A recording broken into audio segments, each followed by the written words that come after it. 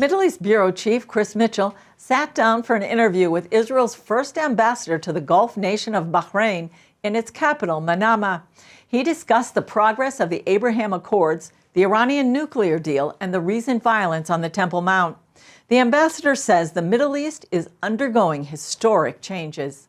Few people have witnessed the dramatic transformation in the Middle East Gulf states, like Eitan Na'eh, Israel's first ambassador to Bahrain. I saw 2 Israeli embassies open in the Gulf, one in the UAE, one in Bahrain, a consulate general that was opened in Dubai, dozens of agreements that were signed. From the birth of the Abraham Accords on the White House lawn, Ambassador Na'eh has been a key player in the agreements. They are a significant, in fact, historical change to the course of events in the Middle East. They are an effort to take a road that has not been taken before, establish a relationship between Israel and Arab countries, and not just that, it's proving to the rest of the Arab countries, to the rest of the world, and to the rest of the people in this region that it is possible. But about 100 miles from Manama, the capital here in Bahrain, and across the Gulf, lies Iran and its regime that represents an existential threat not only to Israel, but to this tiny Gulf country.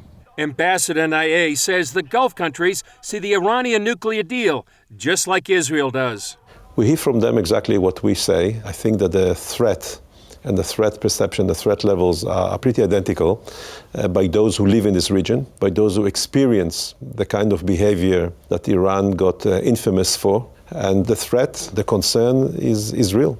We all know that the mother of all problems in the Middle East is Iran. All we have to do is to watch the news. CBN News met with the ambassador during a visit of a delegation of evangelical Christian leaders to Bahrain and the UAE, led by Joel Rosenberg. During our time in Manama, violence continued to rock Jerusalem's Temple Mount.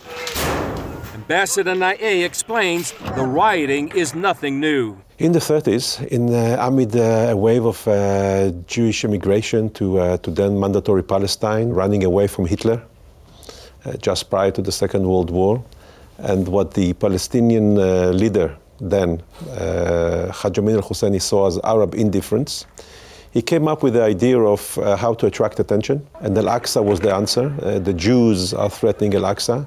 He disseminated this fake news, they didn't call it then fake news, but lie, and it caught fire. And it is still catching fire. He says the rocks being thrown are not just at Israeli police and Jewish worshippers at the Western Wall.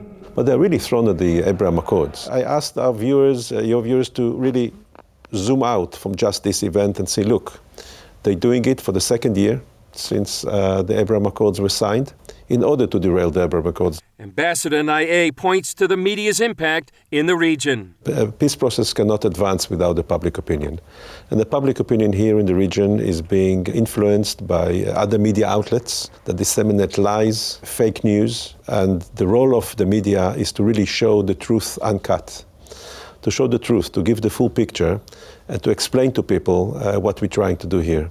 And that is an immensely important. Na'eh also says they welcome prayers from Christians around the world. Yes, we need those prayers, we need this help, we need those people who can to come and visit, to see in their own eyes that a new reality is being born. And those among our viewers who have business in the Middle East, come and do business with Israel, with Bahrain, with the UAE, bring people together and still pray for the peace of Jerusalem and the region.